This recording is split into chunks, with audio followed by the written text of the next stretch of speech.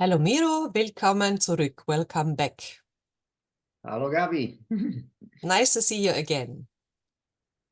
Nice to see you too. Thanks. We have So, another interesting topic for today, I guess. especially, so just for our audience to have a short recap and recall what we're doing here, we are holding a interview series for our Yippie community with our expert Miro Lubetzky, who is also medical advisor for WIPS, Vienna International Positive Psychology School, and a valued member of the hippie community. He's an expert in positive health, has written a book on the 7S of positive health. And in this interview series, we are introducing each and every element of those 7S. So the series is consisting of 7 episodes, and we have already recorded and published a couple of those. 7S, each S stands for one part of our life where Miro says this is a very important factor for feeding our positive health. And today, it's all about self-realization. We're going to talk about how to detect your life purpose and its meaning. Miro recommends to use your talents and strengths, which is definitely a part of positive psychology, using talents and strengths. Work hard, achieve, and be proud of yourself. So, Miro, I'm happy to have you. Tell us a bit more why it's so important and what it is all about self-realization and spirituality. Yeah, exactly. All these terms are somehow very strongly interconnected. So, self-realization, self-development, spirituality, it's all about like reaching the potential, going in the direction where we are designed for, where we have our talents, when we have our strengths. And I think it's a kind of obligation that we have in many religious systems. You have very clear stories or recommendations to develop your talents and follow them. Like there is this very famous Christian story when the Lord was giving talents to his servants, and only those that developed and brought more than they got were rewarded. So this was a very clear message that it's not enough like to dig into the earth as one of these servants did it and gave back what he got, just this one talent. It's not enough, that we should know that it's like a big gift, that we have some talents, but it's not that we should like kind of consume and only benefit from it, but work on it and do something for the others, do something for the world, to give back. And so it starts with this, I would say, self-awareness process and self discovery process, I would say, which for many people is, I would say most people are not even aware that they don't know themselves, because many people, when you will ask them, who are you, or do you know yourself, they will say like, this is what kind of an absurd question it is. I am myself, so I know myself best. I mean, this is obvious for most people. I mean, what a stupid question. Yeah? But actually, as psychology and philosophy teaches us, then very often, for instance, other people know things about us that we don't know about ourselves. They would kind of gossip or comment on our behavior, and we are not even aware of it, that we make this impression at least, or we don't agree even sometimes, and so on and so on. We have a lot of aspects of our personality that are not known to us, and this is a big task to try to discover ourselves. And what we should achieve is to know who we are in terms of our values and our talents and our strengths. And then this is the starting block. This is the point where we can start working on it and plan and maybe discover our purpose, and through following the purpose, define the first purpose first, and then work in this direction, we can have a meaningful life, which is, I would argue, a necessary part of having a fulfilled, happy, healthy life. One question. Which ways are we offered in life to detect our strength and talents? as you say, most people are not aware. There are many possibilities. Uh, One way is the introspective way to observe ourselves and to like reflect on it. If I'm doing something and I see that I'm doing it well, or maybe even better than most of my peers, like even at school, early school, and parents can help children discover it. This is like one important factor. Also, things that give me a lot of pleasure when I see that I, without much effort, come to good results. And this can be also reflected by the feedback of others, including my peers, but also the teachers. And the school as a system gives us certain feedback about what we are good at and what we are not so good at. And nobody is good at everything. And of course, with all the limitations of school system, because we have good and bad teachers, and then the system is never quite perfect, but still, I think everybody will get some important information from this source. So this is like in early life already a lot, and then we should try. I mean, we should have this courage to experiment and to put some effort around these areas where we feel or believe that it might be my strength, or it might be even my yeah?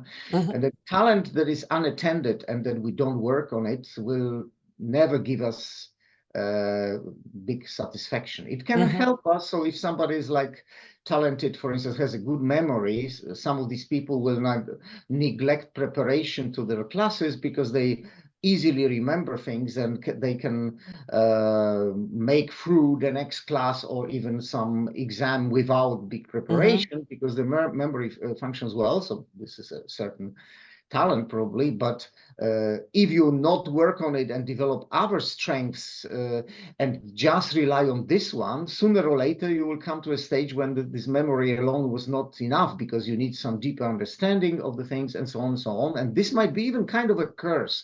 So if you have a talent and only use it without that developing this one and the other ones around it, it might be even kind of counterproductive on the long term.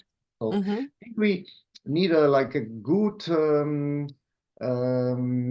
understanding of the whole process. And I think for the children, the parents, or maybe some other mentors, sometimes teachers, can help in this process of discovery. We have some members of our community, as you know, in this positive teaching movement that are doing a great job, really, helping children discover their strengths and their talents. This is absolutely a great thing. But of course, even as an adult, we can start the process if we didn't have a chance.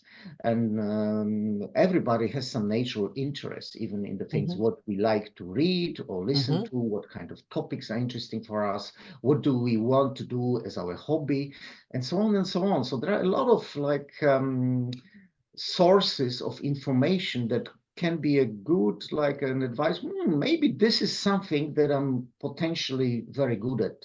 And maybe this is something I could work on to be really good at, and maybe build my career around it, my profession around it, or maybe my hobby activity, because our life is very complex, and one thing is a job, which is of course very nice when our job can be combined with some of our passions. It's ideal. But the job is not everything, and there are also other aspects of life, and we might have some strengths that we use at work and some other strengths when we use in our family life, and still other strengths that we use at our, I don't know, charity activity, or we help other people, or we engage in with other people, or we bring smile to other people during a party, or meeting them, or whatever. These little things, they are not so little, because every little aspect of making this world a better place, so like bringing a smile to somebody's face, is absolutely for me a great example of it. These are all very, very important and worthy things.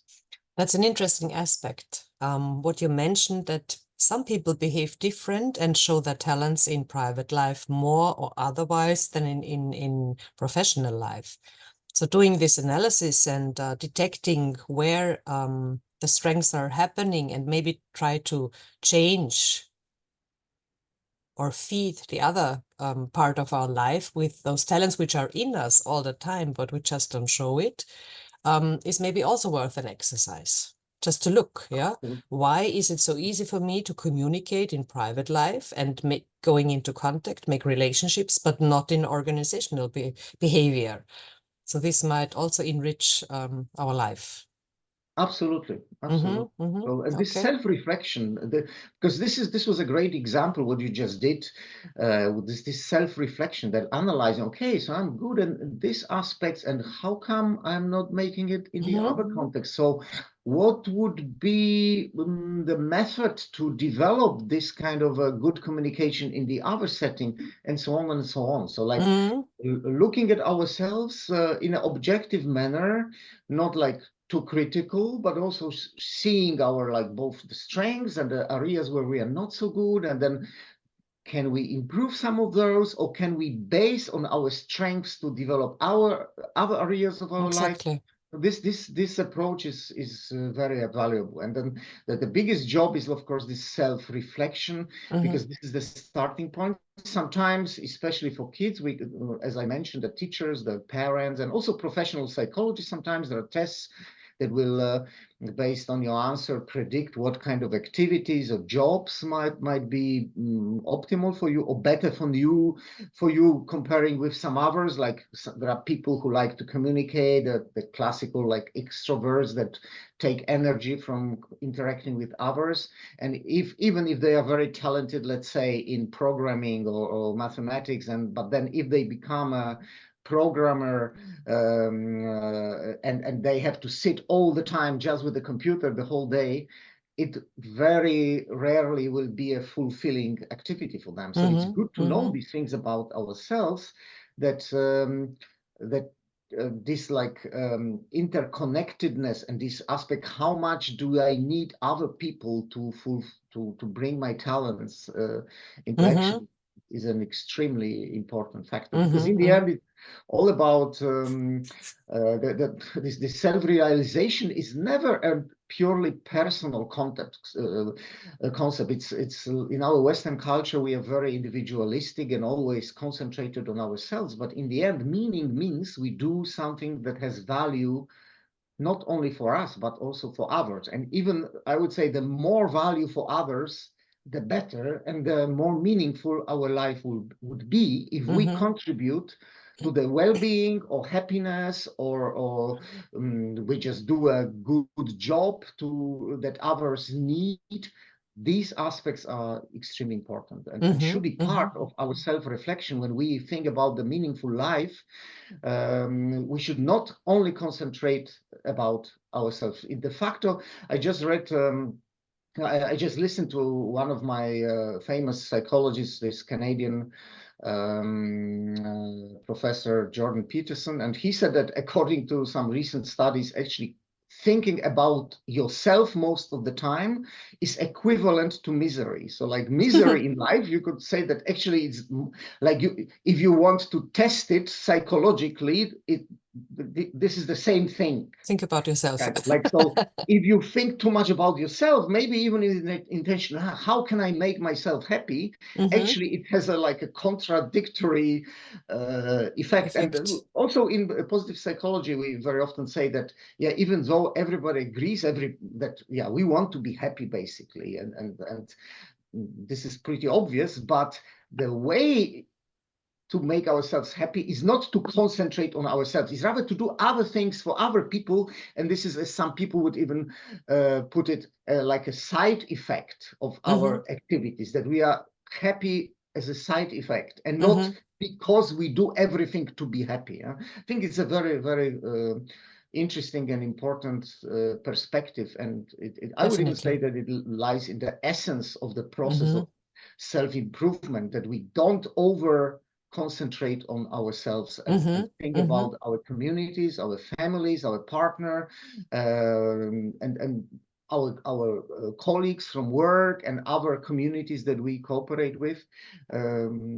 This perspective is very helpful if we want to have a truly meaningful life. Very interesting. Maybe we can quote as soon as we publish our emission, maybe we can put this little study you mentioned below. Maybe someone is more interested, just an idea. Yeah, absolutely. And to bring maybe one example, whereas we are in the field of positive psychology, one intervention that comes to my mind would be a little act of kindness. So a little act of kindness, doing well others, yeah, the example with yes, let someone pay the next drink for someone, or in the supermarket, you know, this definitely would fit into this concept. Absolutely. It And there are makes others happy. so many options. I once read a nice example, and I did it once as well. Like if you're in a drive-through situation, you can pay, for instance, for the next person.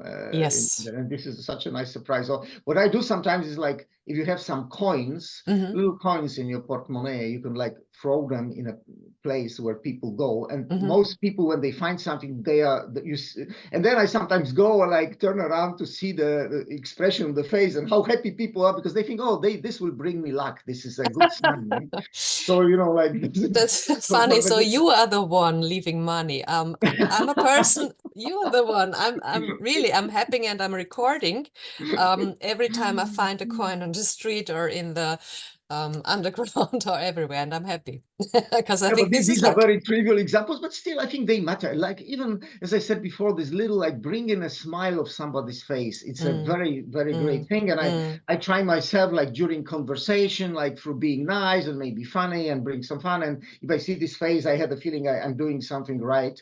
But this is like this with these little coins is a little bit kind of mechanistic, but it works as well. So I would say whatever method, if it brings some joy and love and fun, it's good. But generally, I'm really glad that you brought this aspect of kindness.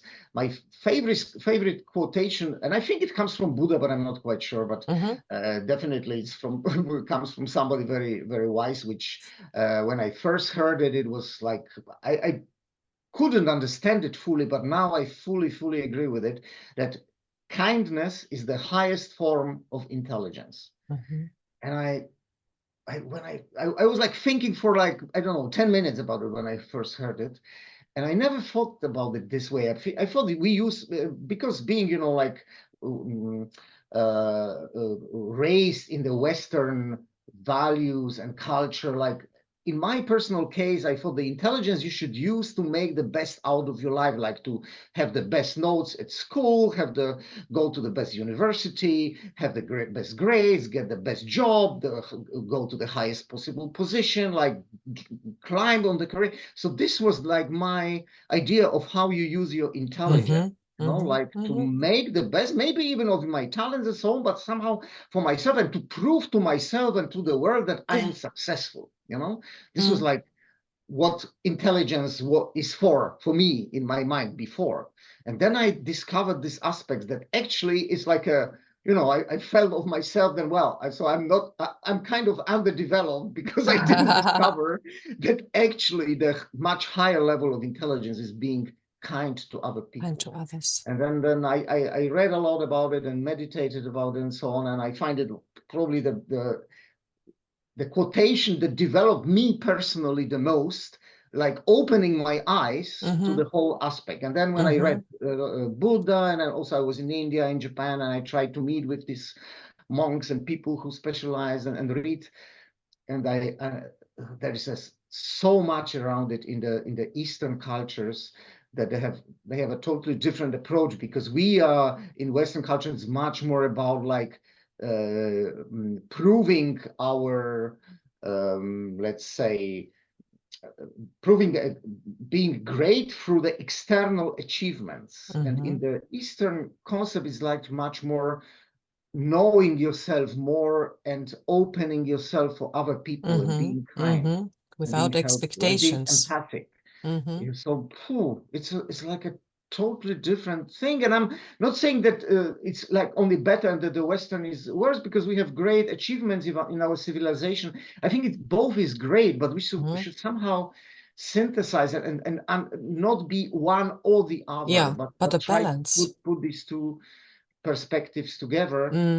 mm, And yeah, I think kindness, it's great thing. I would say, even before, I thought that kindness is like maybe something that weak people show, that they mm-hmm, don't have really like the strong personality, and they are mm-hmm, the only thing they can do is to smile and be mm-hmm, kind, so because they are like weak and maybe cowardly, and they cannot confront anything. So I thought I have to learn how to be tough, how to mm-hmm, fight, mm-hmm. how to Maybe. negotiate, how to be, like never be defeated. All these sort Mm-hmm, of things were mm-hmm, like me, mm-hmm, like, well, this was my ambition, this was my goal. mm-hmm, But then mm-hmm. I realized that, yeah, this is good, but then Yeah. even better is to say, look, I can be hard if needed, but in this case, there is no need.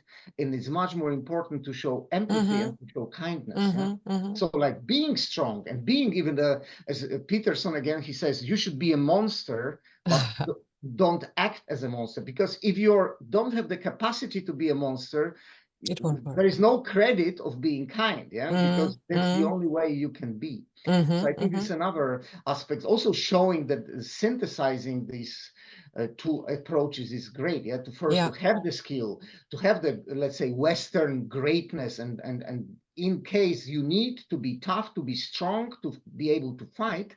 But in most cases, you don't need to fight, and in most cases, when you when you encounter another human being, you might show empathy, kindness, spend some nice time together, and very rarely there is a need for this, aggressive behavior or this Mm-hmm, fighting spirit. mm-hmm, mm-hmm. And Because people feel it, yeah. And yeah, absolutely. no, this would be an interesting discussion also in the positive leadership context, yeah. Can a leader be kind? No, so Yeah, just exactly. Yeah, an and then idea. yeah, absolutely, absolutely. And Be- because most of my time, as you know, I was in a leadership position. Actually, mm-hmm, part of this thinking about this career ladder that I mentioned before, and then fighting my way up and so on. This was also connected to be a leader, and then how to be a leader.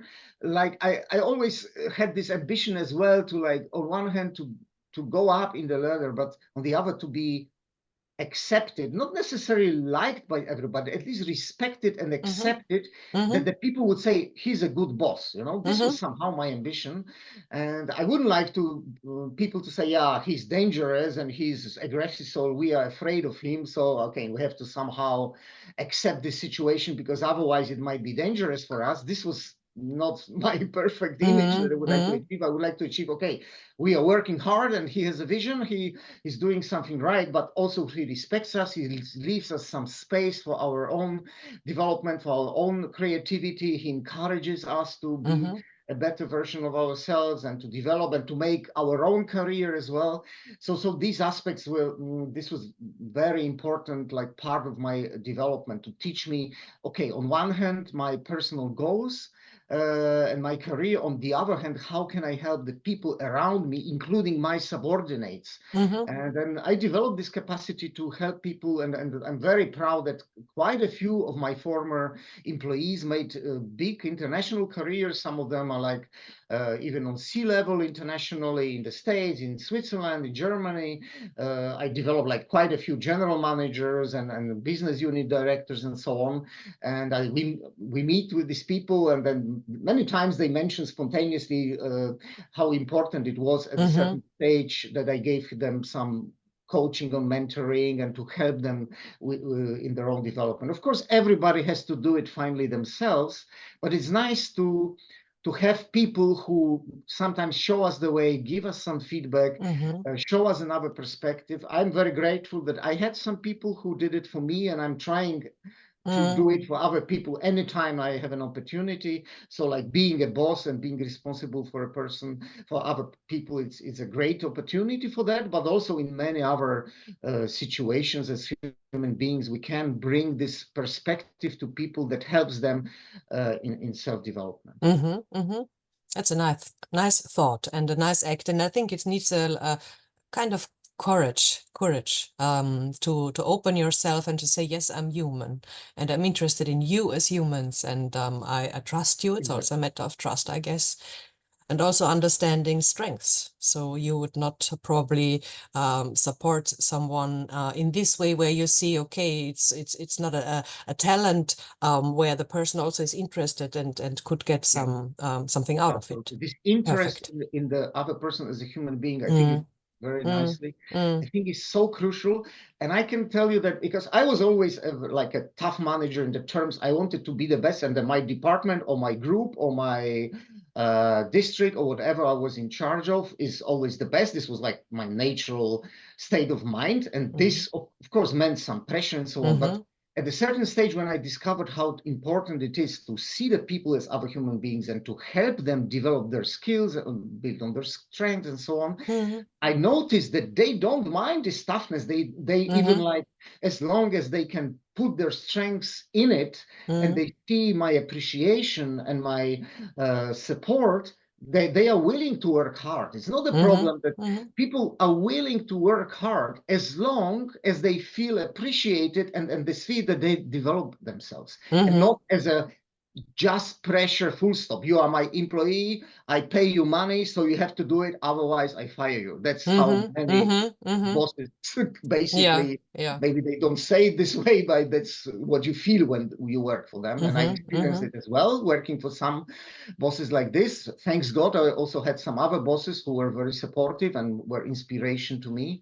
But then I, many years, experienced how well it works. Like if you mm, see a person in another human being who happens to be your employee at this specific moment of time, this is a totally different experience. Yeah. And yeah. then you can be tough, you can bring people to work hard to achieve ambitious goals, like these Everest goals, as we call it in positive psychology. And it's absolutely okay. And people are actually, many times they laugh to follow this kind of approach when they have this very ambitious goal that they are not even sure if it's possible to achieve. But Mm, as long as they are treated well with sympathy, empathy, accomplishment and support, they are willing to go the extra mile. extra mile. Mm. And maybe coming back to family life and private life, it's possibly the same. So to show what I love to call emotional intelligence. Yeah, coming Absolutely. back to your quote, and the intelligence form, the highest form of intelligence is kindness. So that's probably called the emotional intelligence, which leaders, but also Yeah, like that's probably parents. how the Western psychology will call it. And Mm, there is this Daniel Goleman, who was the first person to mention it, and he wrote a lot of books about emotional intelligence. And he also said that for your professional success, the mm, formal, let's say, mathematical, scientific intelligence is less important than the social or emotional intelligence, as you mentioned.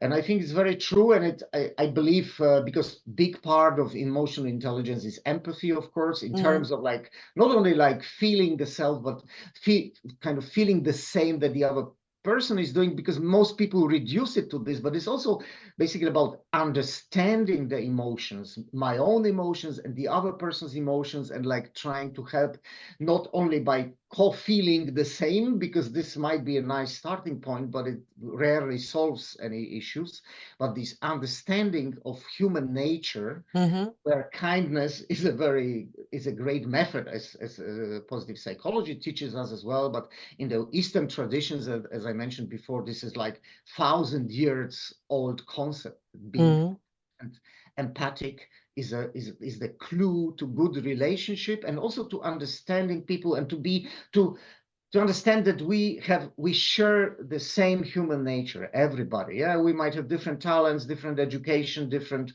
levels of living and so on, but we are all human beings, and in a way we are all the same. The differences are actually very subtle, and mm, if you understand the depth of human nature, I think these little differences, this is only the surface. Yeah, but mm, mm. And do you in think, our Miro, hearts we are all the same. do you think that human nature is also to thrive for self-realization? Maybe Absolutely. not being aware of it, but is it in our inner Yeah, self I to, believe 100% in it. I okay. also mentioned this Christian story of giving talents and so on. I think if you are given certain talents, or let's say, if you have certain strengths, if you have certain talents and you don't do anything about it, I would even risk saying that chances that you will have a happy life are rather low. Mhm. That's my strong belief. I mean, I cannot at the moment put any study to prove it, but based on my whole experience and understanding of both the Western and Eastern systems, I would say that this is how it works. Yeah? That Mhm, we have the mhm, obligation to work on it. And the sooner we realize how important it is, the better for us, because then we have more time to work on it. But like just to use our talents without working on it, developing it, and flourishing in it, and bringing the value of the talent to other people, I think the chances of a meaningful life are very limited. So I think this is actually maybe the essence. Yeah, discover your talents, work on it, and bring value to others. This is That's how the it works, and essence. then the meaning will come and the happiness will come. So would you go so far and say also it could make us sick if not using our talents in the worst case? There are no studies Look, probably, I but think it's a very good point, Gabi, very good point. And then look, why so many people in Western societies are so depressed and so anxious, so unhappy? And even like there are studies that show like the correlation, like actually the more wealth, the more percentage of people who are depressed, and the psychiatric wards and the psychoanalysts have a lot of work. Yeah? So like people don't have friends anymore. That's one aspect, that we lose this connection. This is definitely very important. That's why, especially in America, they developed this institution of psychotherapies, and in many cases people go like every day for like decades. Like Woody Allen mentioned it many times, but there are like thousands, if not millions of people who do it. Like basically that the psychotherapist or psychoanalyst is part of their daily life. Like they go like 5 o'clock or 6 o'clock every day to visit them.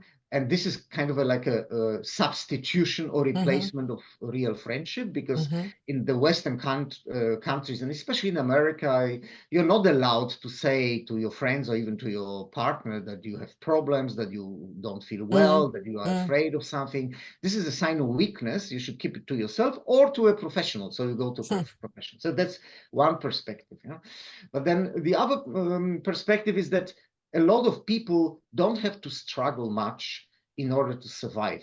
And then if you think about meaning, I think if you are, there is a lot of studies analyzing let's say, that the primal tribes, like in Africa, in other continents where they don't have much technology, but you don't have depression, or you don't have suicide there. You don't have like search for meaning, existential issues with these people, because they basically have to work hard to survive and to support their offspring, because these are the two basic instincts and also sources of meaning for human beings. Like, first of all, to survive. And through like centuries of our existence, this was like hard enough. You had to work hard every day to survive, to work hard, to have enough to eat, to protect your family, to have some shelter, to fight against some enemies, wild animals, weather catastrophes, whatever. Yeah. So if you survived, had enough to eat, and you had offspring and they were safe, wow, you were so happy that you made it. Yeah. And only if you like, you work like maybe half time and you get a few €1,000 and you have enough then, and you don't have any interest, and you have like most of the time that you don't need to do anything, and you have no idea what you could do, and you try to find out, what do I do to myself help to make myself happy person. This is exactly this misery that Peterson was talking about, you know, that you don't have real tasks, like these things that matter, as Seligman puts it. So the meaning is a big word, but like to have like a task, you know, to have something that makes you, oh, I woke up in the morning and I have things to do that are important to me, that I want to do, because, you know, maybe somebody's waiting for me, for my presence, for my support, for my work, for the like results of my work, or whatever. Yeah. But if I don't have these things, and I'm financially secure and I have a lot of time, this is the biggest trap in life. And this ends very, very often on the psychiatric ward, or at least the psychotherapist's office. And I think also what you mentioned, African tribes and people in the East, let's say, what also describes them, I would say they don't have a lack of relationship. They are always in groups, at least in family surroundings. maybe not an organizational surrounding, but they do have their work, they do have connections, and relationship is Exactly. also very And, much I was when you mentioned important. this African experience, I was many times in Africa. I love this continent. I was in Namibia, South Africa, Mozambique, Kenya, Mm-hmm. Tanzania, many other countries. And the impression I had, every time, and I tried always to go to the villages and to have like as authentic Yeah. context. Like last time in Ethiopia, you find tribes that are really still like as they were like a few thousand years ago. And you see this authentic smile on their face. You have the feeling these are happy people, they enjoy their life. They have their children, they have their partners, they have their community, they have their tribes, they have their also they fight with other tribes and so on, but it's kind of well organized and they feel this is the right thing. They don't need our technology and they feel good as it is. And one proverb that I learned in Africa, maybe you heard it because it became pretty famous, is that it takes a village to raise a child. Mm-hmm. It means that it's not Yeah. like we perceive in the West that this is the task of the parents, maybe with some support of the teachers. Mm-hmm. No, they take the whole community has the responsibility to raise and bring up Mm-hmm. Mm-hmm. children. Mm-hmm. This is very beautiful. It's And so should we. about your extended family, but also the other people, not even family. Yeah, and so should we. I think Absolutely. so should we also in the West see the world or our surroundings, Absolutely. take it our district, our schools, our everything, see it as a village, and that it Absolutely. takes And all of them to and we are educate. so arrogant sometimes that we believe that just because we are richer as the Mm, Western world and more developed technologically, we are better generally. And we mm, would be very eager to give advice to these mm-hmm, primitive people or tribes. And we believe they should take all our customs, all our beliefs, because we are simply better and more developed. mm-hmm, mm-hmm. Be honest, many times I had the feeling that we should learn so much from From them. them. I Many. agree. I agree. Yes, I was reading about you. You were practicing yoga in India, and you were detecting Zen Buddhism and practicing. So I'm sure, and also going to these authentical places, I'm sure you could also share a lot about what differentiates us from them, what we could learn from those people, Absolutely. which role plays technology, and so on. Okay. Exactly. Maybe a couple of final words to spirituality. That's why I mentioned also what you're practicing, what your experience is in this. How important is spirituality for self-realization? Yeah. All these terms are, for many people, kind of vague, and there are many definitions of them. For me, it's very interconnected, as I mentioned Mm-hmm, before. So, like realizing that, the thing that I want to work on myself and I want to be the best version of myself, I want to develop my talent. This is already spirituality for me. mm-hmm, Some people add this dimension of religion, mm-hmm, which is fine. And for many people, it's a very safe and convenient framework. And I think for most people, it works very well in the framework of religion, yeah, because then you have like a ready-made solutions mm-hmm, how you should work on yourself. What are the values that you could adopt that are pretty universal? What is the human nature? How you should behave? What is the morality mm-hmm, around human existence and behavior? So then you have like a packages of ready-made solutions that you just have to adopt. Obviously, like some churches, including the Catholic Church, which is pretty popular in Austria or Poland, where I originally come from. It's not an ideal organization, and I also would say that there are certain aspects of things that I don't like and that I don't agree with. But for me, this is like a little things, but the essence is very mm-hmm, good. It provides mm-hmm, you a certain framework, orientation, set of values, and so on. And I mm-hmm, think some people don't need to be restricted only to one religion. I would include myself into this group because I had this privilege of traveling around the world and mm-hmm, meeting also other people, other tribes, like even these African tribes, and very much so the Indian culture and Buddhism and the Zen, the Japanese Zen Buddhism as well, then I discovered that there are other concepts that are also great, you know, and then I don't see a reason for myself, and I'm always talking about myself, of restricting myself to just one concept. So I could, I feel I'm Christian, but I also feel I'm Buddhism.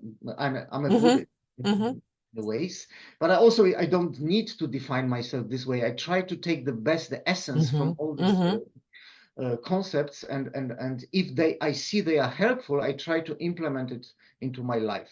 I think maybe you heard this beautiful metaphor that if you think about spirituality and religions, you could imagine this huge big mountain like Kilimanjaro, like standing, you know, in the middle of flatland, and there is a lot of villages around this mountain, and depending on which village you live in, all people usually want, or some people at least, want to go on top of the mountain, and depending on the village you are in, there are different paths with different struggles. And some paths go through the desert, some paths go through the jungle.